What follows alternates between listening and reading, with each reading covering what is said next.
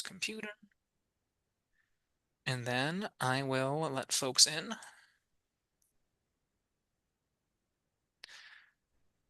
All right, and we've now got our first attendees in the lobby. And thank you again so much for being here today for today's Legal Advocacy for Older People webinar.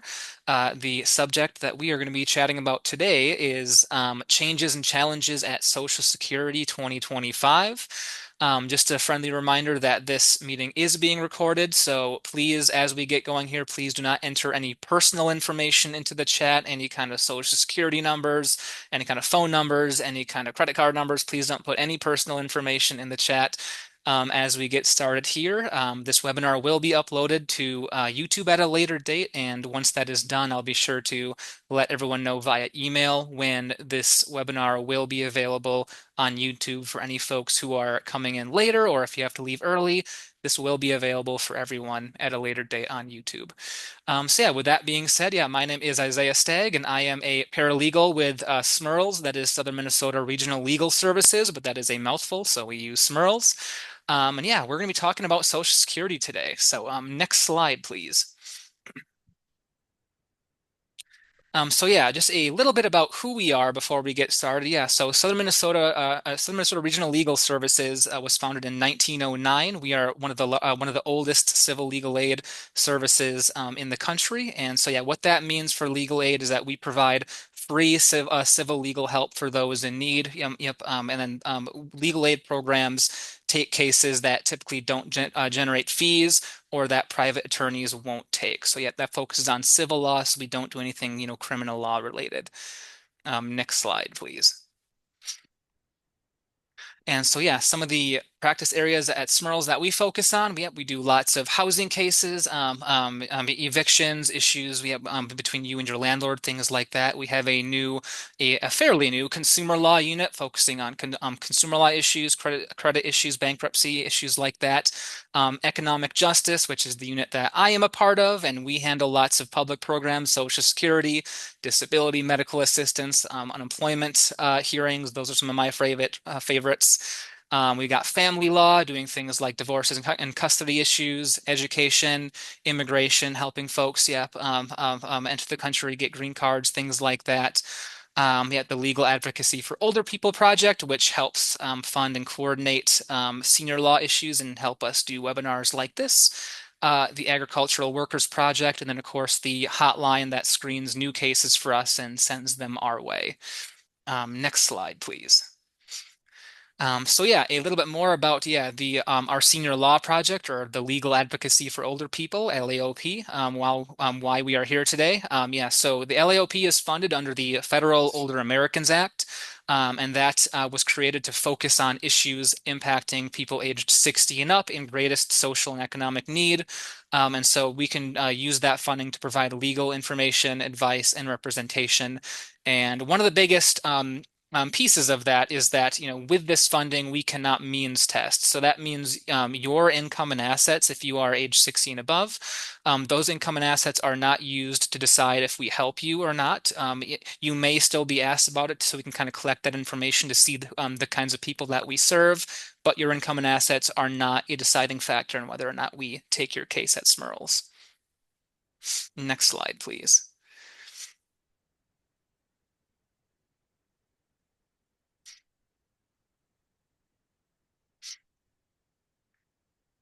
This kind of covers more of the other issues that LAOP can assist with. So yeah, we focus on things like elder abuse and exploitation, eviction, nursing home discharges. Those are a pretty big one. Assisted living contract terminations. Those are a pretty big one.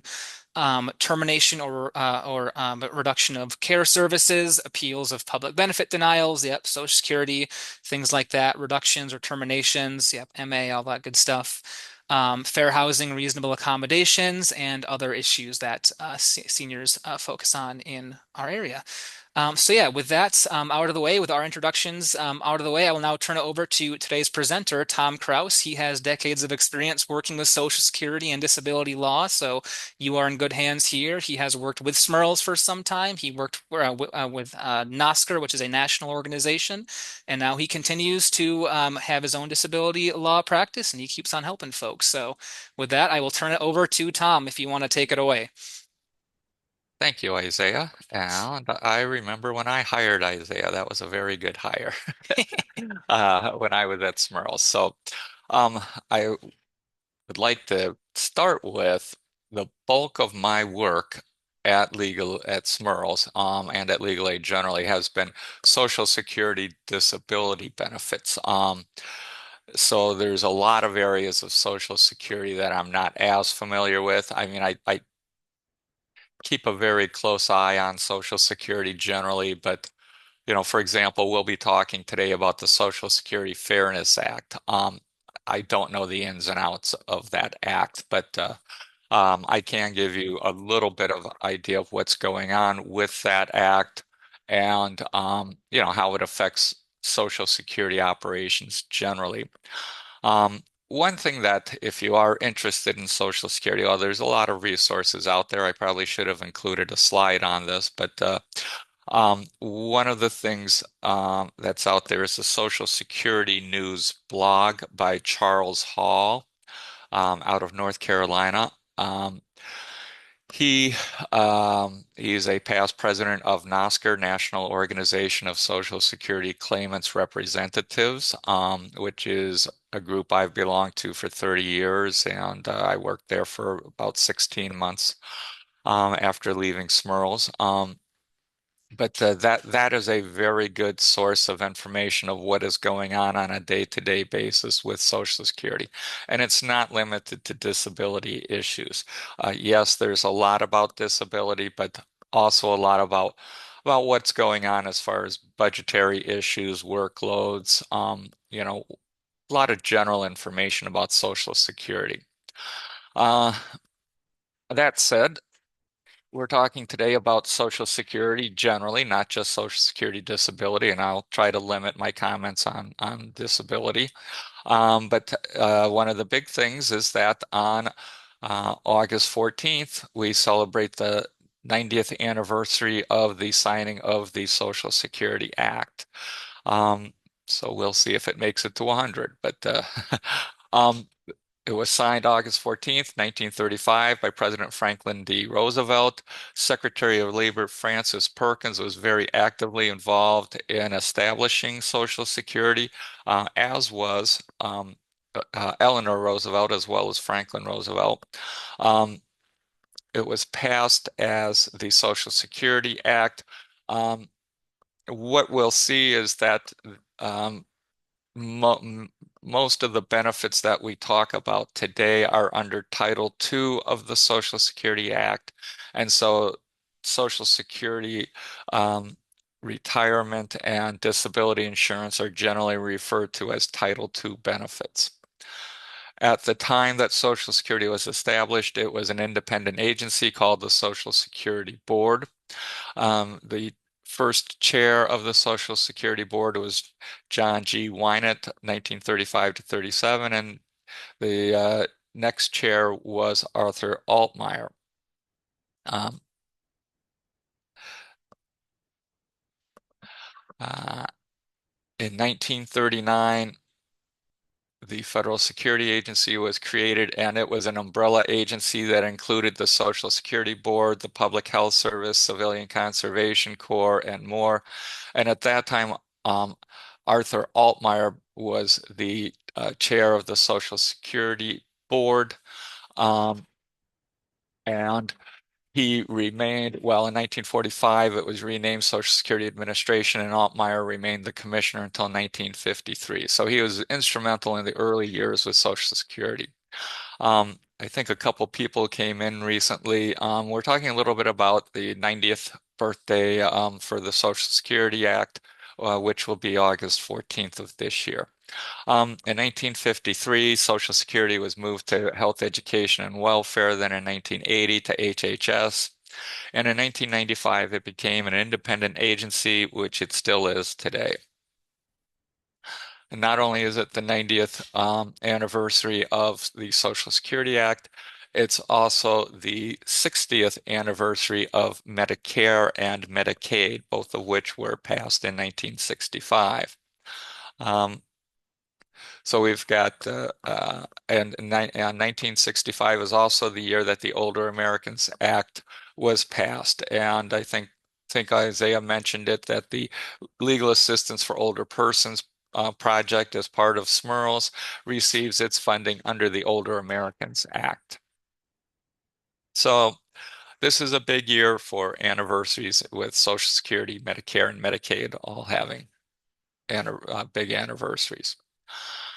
I'd like to talk a little bit about the structure of Social Security, in part because I think this will give you a clue of what has been going on in the last several years at Social Security and what is going on right now. Right now, we have a confirmed commissioner, Frank Bisignano, who was the CEO of a large multinational corporation called Fiserv. He was confirmed on May 7th of this year, and his term ends January 19th of 2031. Before that, Leland Dudek was acting commissioner. He was there for a little under 3 months. Michelle King was acting commissioner for a little under 1 month.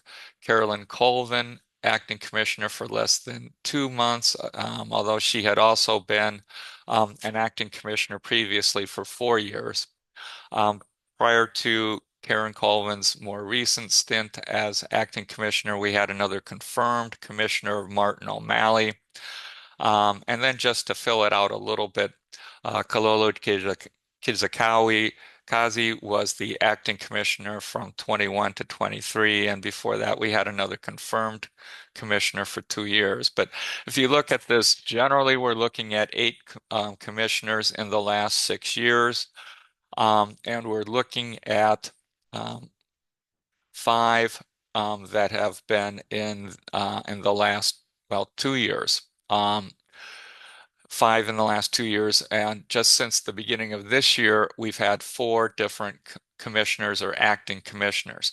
That'll tell you a little bit about some of the issues at Social Security in the last few years.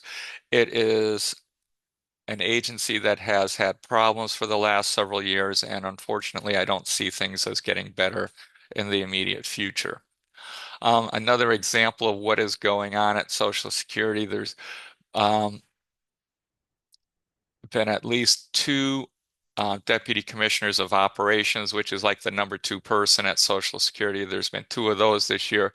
There's been 3 chief information officers, and it's not clear who is the current chief information officer. Just about a week or 2 ago, there was a Social Security Office of Inspector General report, and it was addressed to Michael Russo. The second name on the bottom should be Russo without the last N. But Russo and Mogadassi were both listed as Chief Information Officer. It's not clear. It's not clear if that is the case, if it's just one or the other, and which one. If it's just one, which one it is. It's You really don't know who is in a lot of the positions. Here's another example. On February 28th, Social Security announced that 25 senior staff separated, which is a huge loss to the agency. And Social Security eliminated 6 out of the 10 regional offices. I can't think of all of them. I know that they eliminated Atlanta, Boston, Philadelphia, I think Denver, but they eliminated 6 regional offices, and there's only 4 left. And they sent a lot of the regional office staff to work in the field offices, and we'll talk a little more about that later. One other thing they did was they uh, reorganized Social Security into 7 different branches or areas, with each with their own deputy commissioner. and the 7-hour operations, disability adjudication, mission support, external affairs, legal and policy information officer, and actuary. Um, there are some good things out of this. Again, most of my work has been in the area of disability, and to put disability under one deputy commissioner, um, many, I would say most people who do the disability work would see that as a good thing. Prior to the reorganization in February, disability was scattered among 4 different branches of Social Security and is fragmented, not the best way to administer the disability program. Um, Here's another example of some of the problems. You probably can't read the names, which is fine because probably half of them are not there anymore anyway. Um, this is the organizational chart for Social Security from May 30th of 2025. But again, it's a lot of places you'll see vacant. A lot of times, even if there is a name, that will not be the correct name. Someone who will have left and they're still showing up, and a lot of vacancies. The situation is so bad that this is what they now have on the website for the organization chart. They have Frank Bisignano as the commissioner, and they have 0 names associated with the organization chart. And again, I think that reflects a lot of the issues at Social Security with turnover of upper level staff. If you do look at or read the Social Security news blog that I referenced early on, uh, there are many, many comments on that blog from employees of Social Security that say, I don't know who's in charge of this section. I don't know who's in charge of this. I don't know who to contact in the regional office anymore. I don't know, they don't know who anybody is. So even the employees don't have an updated organization chart, and the lines of command are fuzzy to say the best. Um, and we'll come back to some of the other issues in front of Social Security, but let's talk a little bit about the Social Security Fairness Act. For many years, the courts and advocates have been trying to end what's called the windfall elimination provision and government pension offset. The windfall elimination provision has a formula that if someone, it basically applies to people who receive a pension on work that was not covered by Social Security. Um, and it's called a non-covered pension. What you would also see, for example, would be, well, it would be a lot of teachers who are not covered by Social Security, um, civilian employees of the Defense Department and the Army Reserve, civilian employees. They might have a non-covered pension. And so if they had a non-covered pension, Social Security would take a look at it, and they had a formula. They would look at, they had, well, there's a series of formulas. They had 3 different ways of computing what they call the ACE, average cumulative earnings. They'd have 3 different ways of looking at that. Then they take 80% of that amount, and between the non-covered pension and Social Security, an individual could not receive more than 80% of the ACE, average cumulative earnings. Um, so what happened is if someone had more than 80%, Social Security would reduce their Social Security benefits. And the reason was because they were not paying Social Security taxes on that pension. Uh, uh, it's kind of, to me, a question of just how fair or unfair this practice was. You've got people who are not paying Social Security taxes and getting this pension. But if you pay Social Security taxes, if you pay Social Security taxes and you have a private pension, you get both. There's no question about that.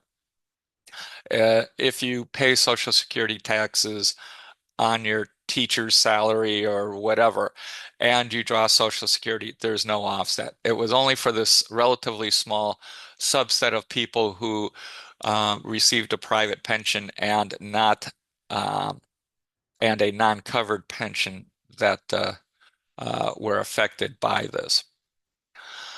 Uh, so the law affects a lot of teachers, firefighters, police officers, federal employees such as the Department of Defense, civilian employees, and things like that. Those are some of the main people. Uh, only people who received a pension based on work not covered by Social Security may see benefit increases. And increasingly, work is covered by Social Security. So over time, this has become a little less of a problem. But in any case, Congress has taken care of the problem or passed the Social Security Fairness Act to take care of this issue. Um, most beneficiaries are going to receive, and in fact should have received, a one-time payment deposited into their direct deposit bank account where they receive their typical monthly benefits.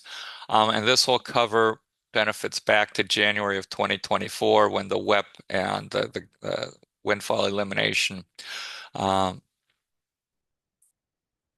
and the GPO, the government pension offset, when they no longer applied. Uh,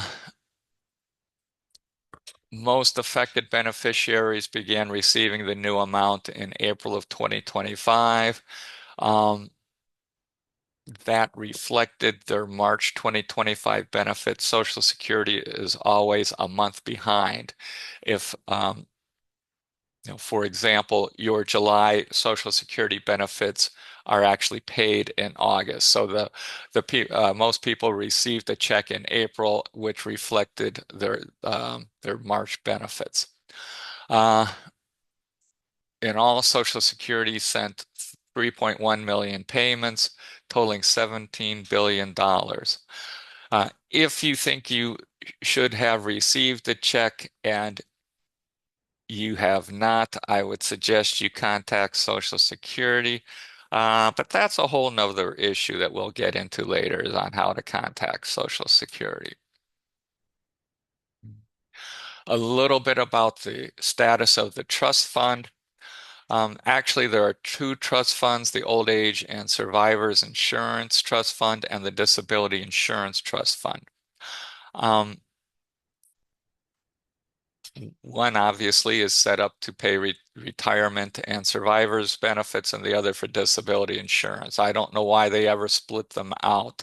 I'm guessing it has to do with the history, and that the Old Age and Survivors Insurance Trust Fund was set up in the 1930s, and the Disability Insurance Fund wasn't set up until the 1950s. As a practical matter, Congress moves money in between one or the other.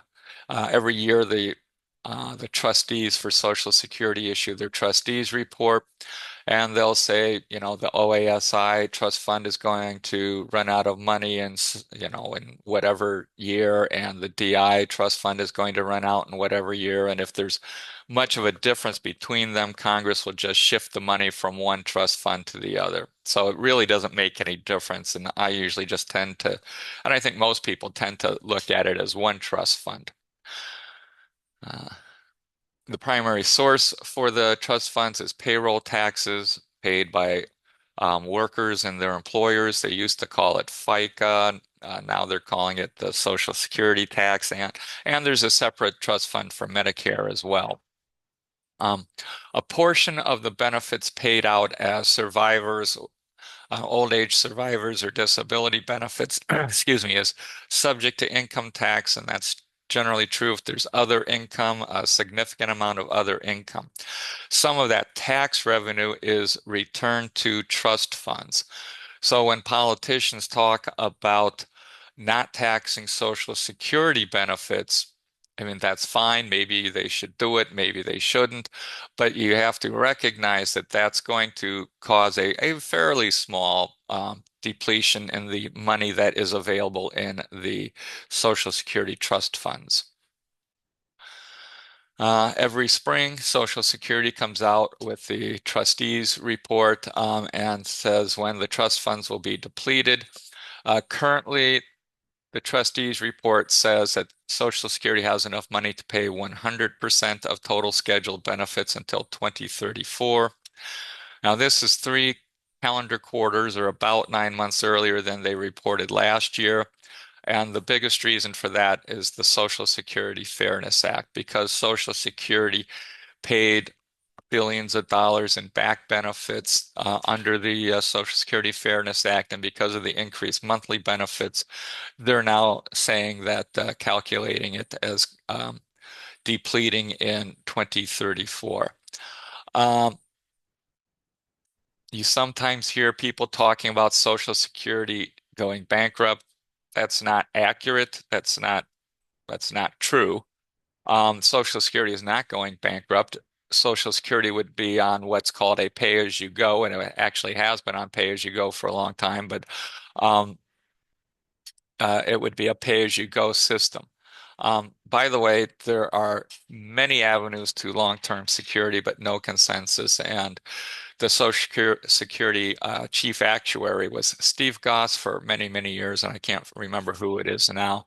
And I think it was AARP did a very nice report on what are the different options and what do people support as far as do they want A, B, C, and actually my recollection is that um, there was a combination of changes that were the most popular in the polling. Um, about a little bit about the trust fund and the current problems with depletion. I mean, we've known about problems of depletion for a number of years, for probably at least 10 years. Um, if you're old enough, you may remember the Social Security amendments of 1983. And that act was bipartisan, and it was aimed to ensure the program's solvency for 75 years. Well, why 75 years? Basically, they figure if it's solvent for 75 years, it's going to be solvent forever. Might need a little tweak here and there, but basically should be solvent forever. Some of what they did was they increased the full retirement age. Prior to the 1983 Act, full retirement age was 65. You may recall that the retirement age went up 2 months every year for um, what would that be? 12 years, something like that. Um, Full retirement age is, I think it's 66 years and 10 months right now. I think next year it goes up to 67. So it depends on your year of birth, but the full retirement age is going up to or is 67. Uh, Social Security, they're also taxing a portion of benefits for higher earners.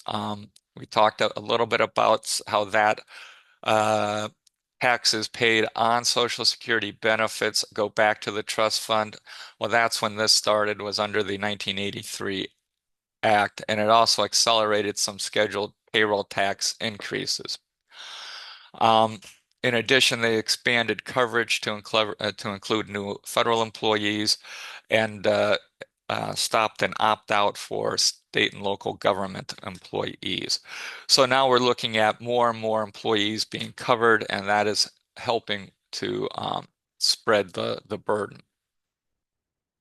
Uh, you might ask, so now that we're facing a depletion of the trust funds 30 years earlier than had been projected, and really it had been projected to sustain itself for at least 75 years, and continuing. But why are we running into this problem now? A lot of people think that it's due to longevity, but the Social Security actuary, I mentioned the name Steve Goss before, a very impressive person. If you recall the financial crisis of 2007, 2008, 2009,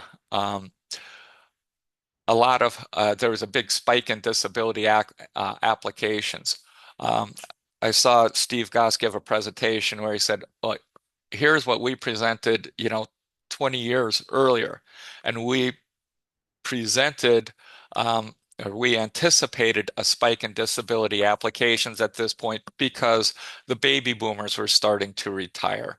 Um, so I have a lot of respect. I mean, a lot of what they've said, I've seen their projections come true. So I have a lot of respect for Steve Goss as the chief actuary and for the actuarial office at Social Security generally.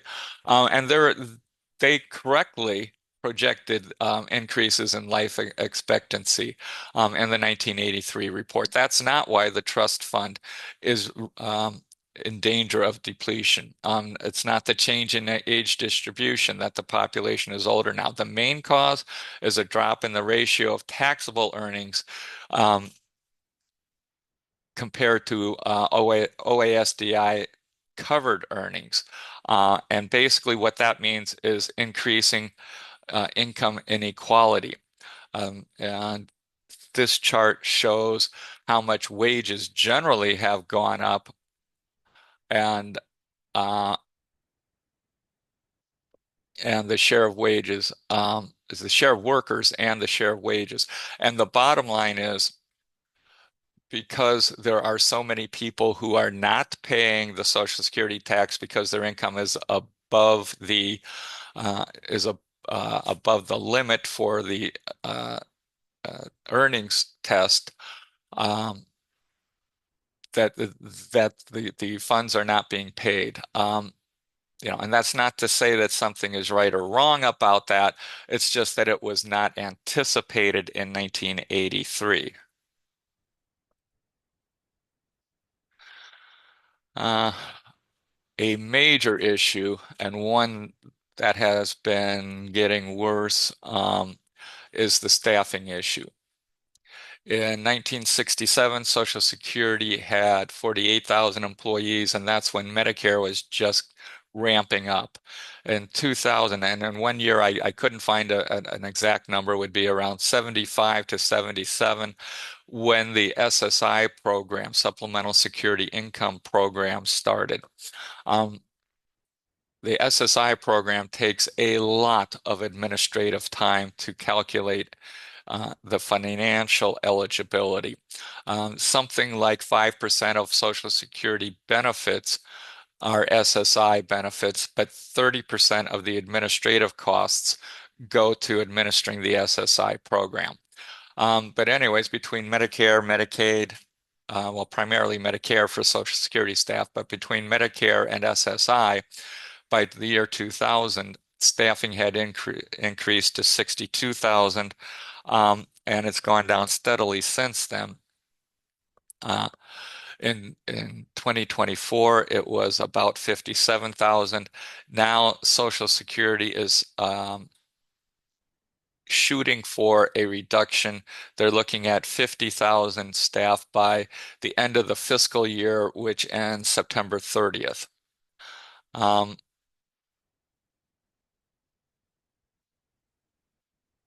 to do this, they're using VERA, Voluntary Early Retirement Authority, and VSIP, Voluntary Separation Incentive Payments, rather than layoffs.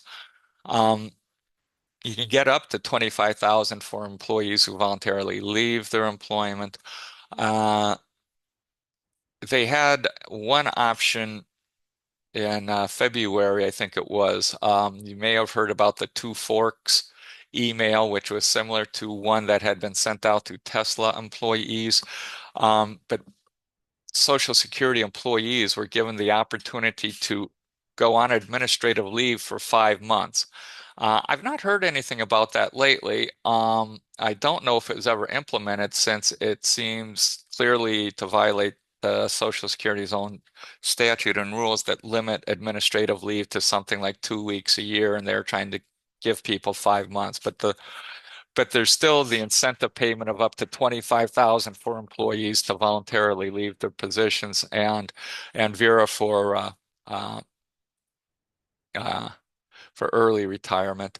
And again, Social Security has said on several occasions that they are not looking at layoffs. They're looking at Vera, Visa, and generally voluntary reductions in labor and staffing. And part of that is when they closed the regional offices, a lot of people left.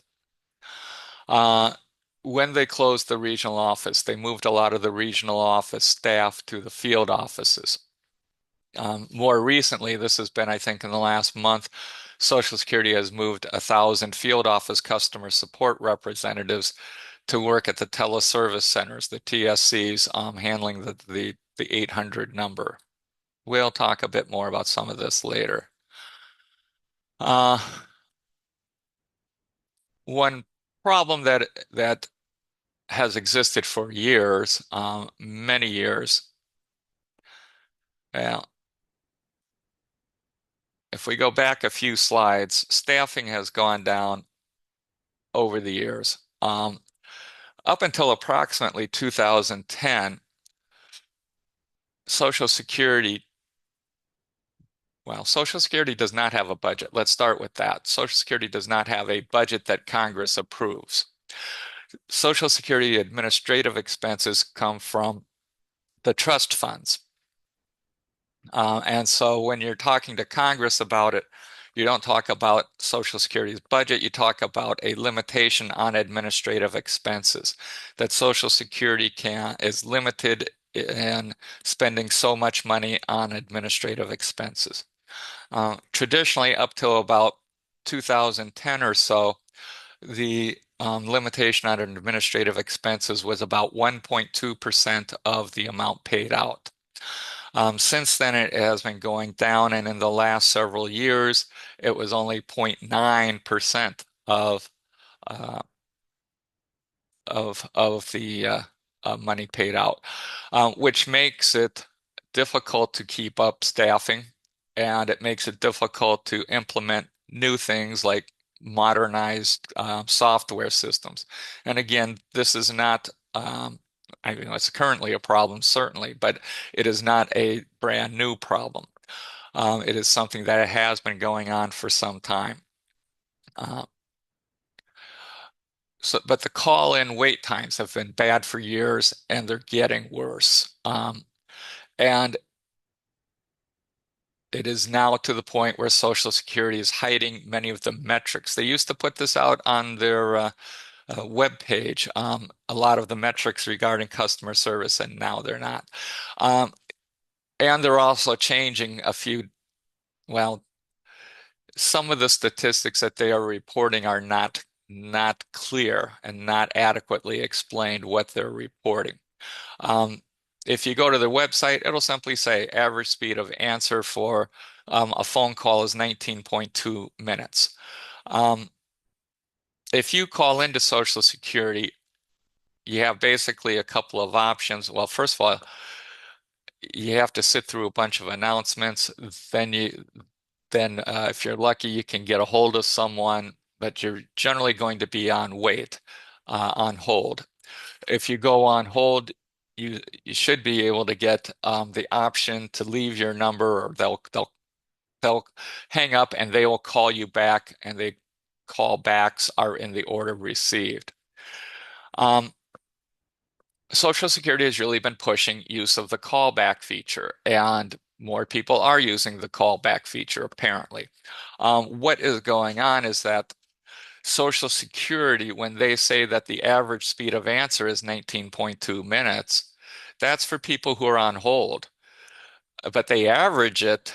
So if you have two people, one person is on hold for 38 minutes and one uses the callback queue, The second person has a 0 wait time. The first person has a 38-minute wait time.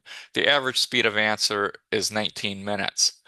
Um, the thing is, there's a lot of callbacks, and it takes several hours to get the call back. But if you call up and you hold, generally you're going to be looking at 1.5 up to 2 hours. Um, there's many, many, many reports, and I can't remember, and I could not find the number, but many calls are dropped. One thing Social Security has tried recently is AI implementation, having a bot basically answer the phone. From what I've heard, that has not been very helpful. Um, What about office visits? If you can't get a hold of Social Security and you happen to live close to a Social Security office, why don't you just stop in? Well, most of the time they are requiring appointments, not always, but most of the time. Its average wait time is 35 days to get an appointment. And one of the problems is you have to call for an appointment. So unless it's something you have to go in for, you're going to have to either wait or get the call back or whatever. Another big issue this year is birthright citizenship. 14th Amendment says all persons born or naturalized in the United States and subject to the jurisdiction thereof are citizens of the United States. Um, there is an executive order signed the day that President Trump was inaugurated and ended birthright citizenship. That was immediately challenged in at least three major cases, including one by 19 states. Um, that has, so far, every court that I'm aware of at every level has said that the executive order is unconstitutional. Um, one of the cases did go to the Supreme Court, but not on the substantive issue of um, birthright citizenship. It went up to the Supreme Court on an issue of whether a single judge in the case, it was New Jersey versus Trump, where 19 states sued the Trump administration, and a judge entered a nationwide injunction, um, even though no one from 30 states was involved or was a plaintiff. Um, And what the Supreme Court decided was that no, those states, those 19 states, um, in that lawsuit, a single judge cannot issue a nationwide injunction. The Supreme Court did not address the merits of the issue, and that is something that very likely will go up there eventually, but not. Minnesota is one of the 19 states challenging the executive order, so we still have um, birthright citizenship in Minnesota. What about the other states? I'm not clear. I believe that they are still, I don't think that Social Security has stopped implementing birthright citizenship. I've not heard that, but I'm not sure. But in any case, if there's no national injunction, is Social Security enforcing the uh, executive order? I looked at and I did not see anything where they are, and I know there's at least a couple Smurls people on here. Maybe you know better than I do. That's not something that I get directly involved in, but whether there's anything going on as far as in some states that they're not recognizing birthright citizenship. But I wonder, Iowa, I don't believe was part of the um, case that went to the Supreme Court. Iowa, our children that are born in other states such as Iowa, are they going to be a citizen if one parent is, or if both parents are not here legally? Um, what if they move to Minnesota? Do they have birthright citizenship then in Minnesota? What if a child is born in Minnesota with birthright citizenship and moves to Iowa? Are they going to have birthright citizenship in Iowa? Eventually, I think this is all going to be resolved. The initial case, New Jersey versus Trump, just involved the 19 states, but it's now they're trying to get it certified as a nationwide class action, which um, would solve the issue, at least as far as uniform policy. Um, if for whatever reason we don't, birthright citizenship is no longer available, what becomes of enumeration at birth? Um, if you have to not simply prove that the child was born in the US, but you have to show the citizen status of both parents, are you still going to be able to use enumeration at birth? And enumeration at birth is basically in the hospital when the staff come in and talk about, what's the baby's name and all that. Usually you can check a box and the parents can request a social security number for the baby. And the State Bureaus of Vital Statistics electronically sends the registration information to SSA, and it's pretty automatic that SSA will send the cards and keep track of the proof of the birth.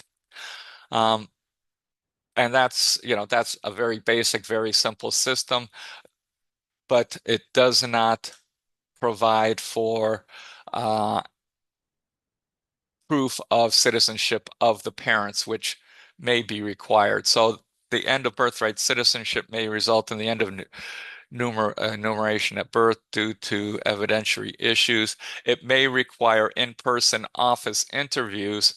Um, and remember that there are 3.6 million babies born in the US each year. If each one of those requires one visit and one phone call, that's a pretty big burden on Social Security. Social Security is pretty much overburdened already. Um, well, that's kind of funny. I got the captions, the titles. This should have been enumeration at birth, and this should be data printed. When Doge first came into or started working with or invaded, depending on how you look at it, Social Security, there is a big issue, and there's a class action that's still pending regarding what information Doge can access, Department of Government Efficiency. Um, there's the request for preliminary injunction has been denied, so basically they've got access to all the information. One thing that Social Security and others agencies are cooperating on together is establishment of a searchable database of all U.S. citizens, um, presumably for voter registration lists, but no one's really talking about it, and it's hard to say. One of the biggest issues with Doge and searchable database and a lot of other issues is that there's no transparency, and that's similar to um, the disappearing organization chart or the blank organization chart, the disappearance uh, of metrics, service, customer service metrics, and the like. Um, a little bit about waste, fraud, and abuse. Um, Public figures, and you may have heard some of these people talking, 40% of all calls to the agency's customer service line were scammers. And so they started saying, well, we're going to require all kinds of identity verification. They backed off on a lot of it. Um, I'm not sure exactly where they landed, but they have backed off on a lot of the identity verification for two reasons. One is an internal study showed that just two claims out of 110,000 had a high probability of being fraudulent, and less than 1% of claims had any potential for fraud at all. It's not 40%.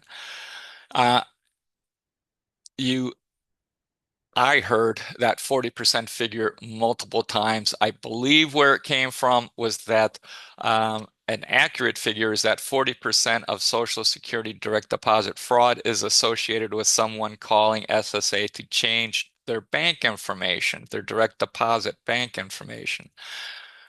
That is a huge, huge difference from saying that 40% of all calls to the agency's customer service line were scammers. And it's either a grossly inappropriate mistake that was repeated time after time or whatever else.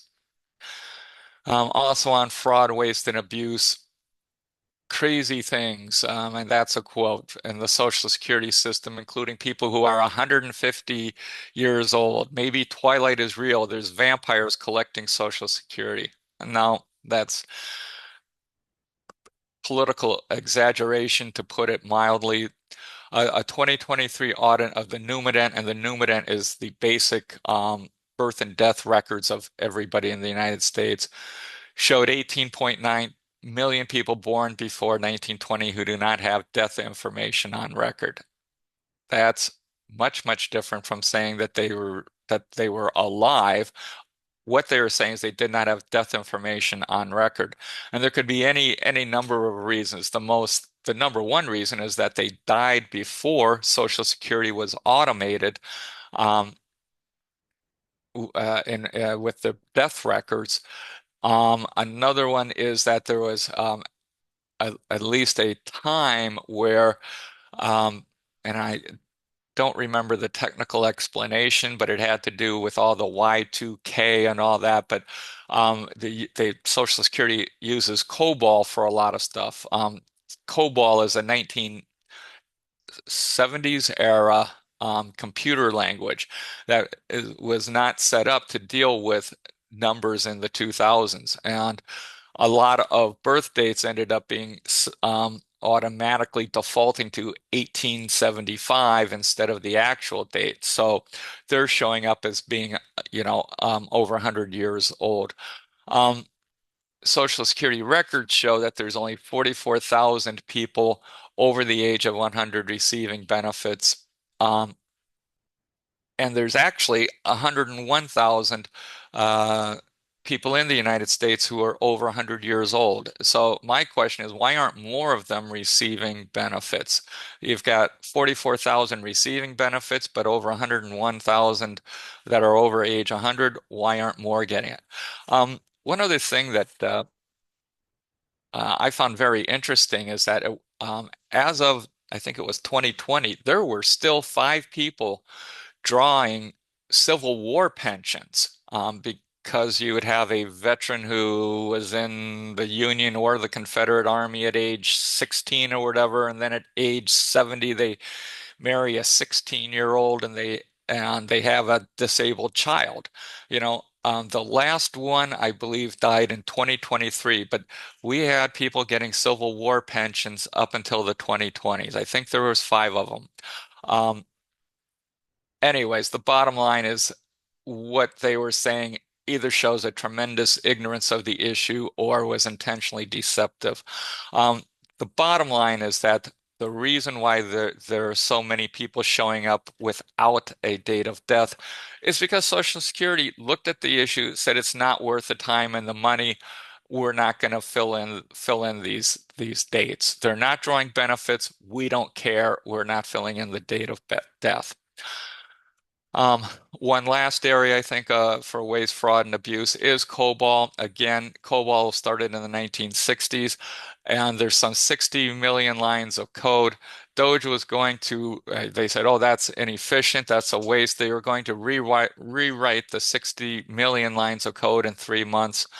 That was in March, and I've not heard or seen, and I looked, but I've not heard or seen anything since then. Um,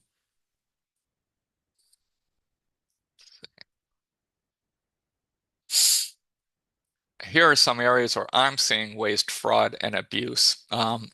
Paying Social Security employees to leave early, giving them up to $25,000 to leave early, reassigning experienced supervisors to become front end workers. That uh, I mean, you're paying people.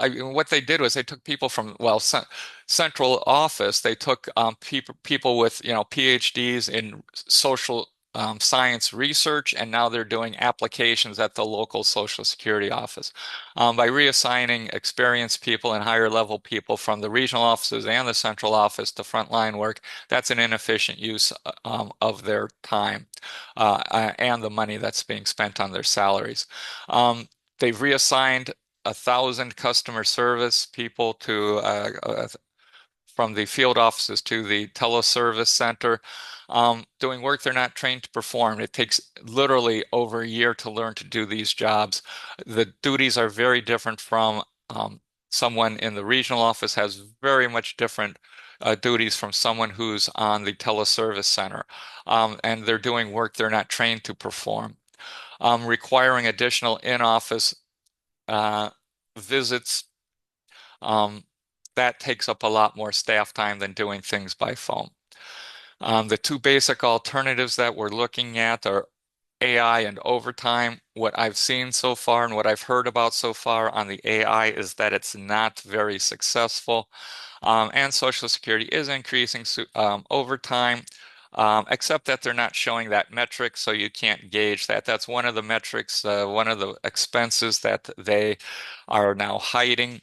Um, but it's pretty clear that they're using more overtime to come up with this. Uh, the morale at Social Security is terrible. It's not a good place to work anymore. Well, even before 2025, Social Security was had one of the lowest ratings for morale in the federal government, and I'm sure it's not getting better this year. So there's a lot of problems at Social Security, but I don't know. All we can do is hope.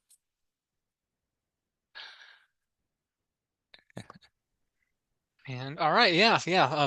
Thank you so much, Tom, for that. Yeah, that was certainly very, very insightful. I still learned quite a bit of new information. Yes, some of it, some of it not so good, but some of it, yeah, yeah. I'm very, very informative and very good to know as well.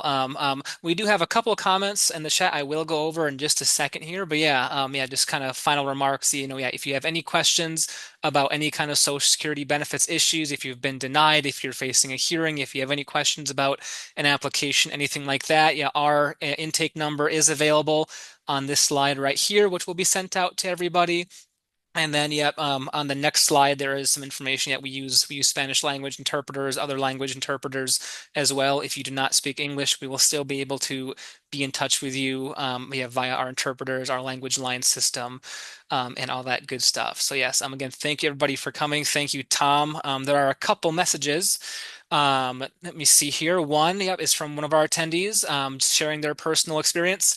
I've called SSA and was informed the wait time would be 120 minutes. That came and went and no one picked up. I tried to leave the number and received a call back. I'm still waiting for that. Um, and that was last week. I emailed and was answered right away, only to be told to do what I did before. I emailed. I have one question. They suggested I call between 5 and 7 p.m. That didn't help either. At least from my experience, yes, most Social Security offices I work with, their office hours do close at 4 p.m. From my experience. So yeah, if you were calling between 5 and 7, yes, I can imagine that would not be helpful. I do want to make sure that you are contacting your office directly. I'm going to post a link in the chat where you can enter your zip code into it, and it will tell you your office and then their office's direct phone number. And just in case, if you have not tried that number yet, Tom, do you have any thoughts on that comment? Or does that just kind of track with what we've experienced? The inability to contact Social Security certainly Mhm, tracks. There was an effort at one point where if you go to that office locator, uh, they put the 1-800 number on there for every office.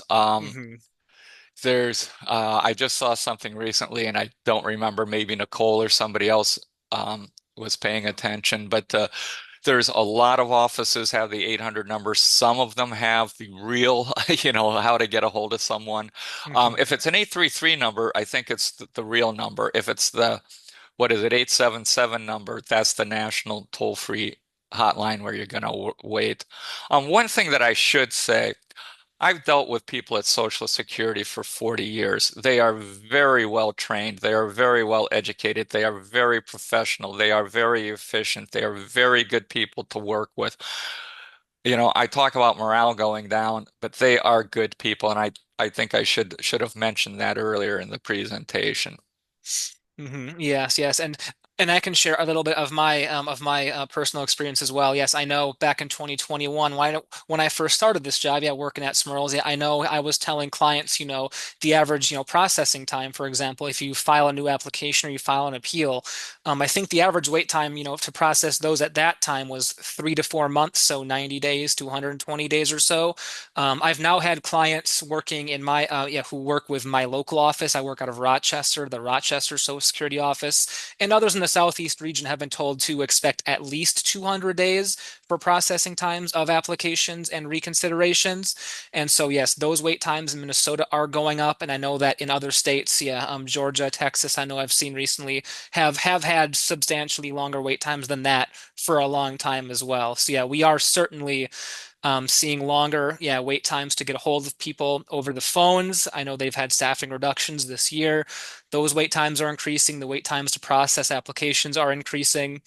And yes, unfortunately, yeah, that issue may not be resolved anytime soon, unfortunately, but it is still something to be aware of, to be knowledgeable about, and to continue seeing what we can do to help folks out in the meantime. And then of course, yeah, there's one other comment, Tom. Yep, we're at 3:01. I want to be respectful of your time, but yeah, Nicole put in the chat, how about they increase the resource limit to $10,000 to decrease the SSI workload? Um, Um, I I think it was 1985 was when they set the resource limit. It was the mid 80s. It's not gone up in 40 years. I mean, yes, I'm fine. I'm fine with that, but I don't think that's going to make it through Congress. Yeah, yeah, and then yes, and then Nicole also shared an additional resource. They have this information, yep, about calling for the status of disability applications and things like that. Yeah, our average processing time for disability is between 200 to 230 days. Yep, to review your information and medical records. So yeah, yeah, that does track with what people are being told now. So yeah, we are seeing some increased wait times. Yep, in Minnesota and elsewhere too. So yeah, yeah, unfortunately, yeah, yeah, like I wish we had some more concrete solutions on how to make sure that you can get in touch with Social Security. But yeah, unfortunately, it seems like a lot of us have experienced the same frustrations, and we definitely share the frustrations that you've had. Absolutely. Um, but yeah, I'm not seeing any other. Oh, yep. Thank you, Tom. Yep, Nicole says. Yeah, yeah. I'm sure that more folks from Smurls will be sure to check out the recording. I'm not seeing any additional questions in the chat, and I want to make sure we're respectful of everyone's time. So I think I will go ahead and end the presentation, Tom. Again, thank you so much for your time. It was very, very valuable, very educational, I think. I will go ahead and end the meeting, and I'll send you an email afterwards. And just one quick reminder to our audience: I will send out an email with slides and a link to the YouTube once we have that uploaded. So, thank you so much, everybody, and have a great rest of your week. Thank you, everyone. Thank you, Isaiah.